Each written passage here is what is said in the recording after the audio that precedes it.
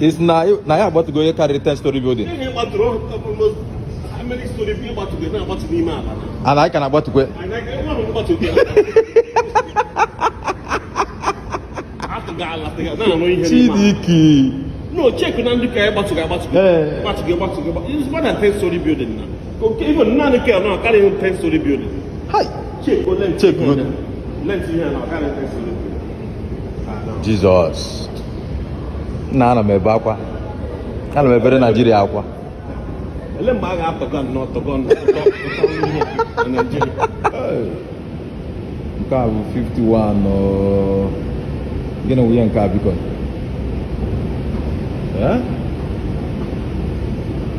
Chai.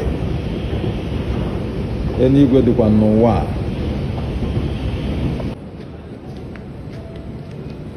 How are you? I'll go back here.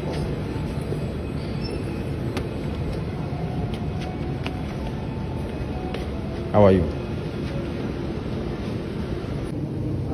Ebe anyị nọ ugbu a kịta bụ na underground ka anyị nọ ya. Ọkwa third floor of underground na ndị China egbuo na mmadụ. E were underground 1, wee underground 2, wee the third one.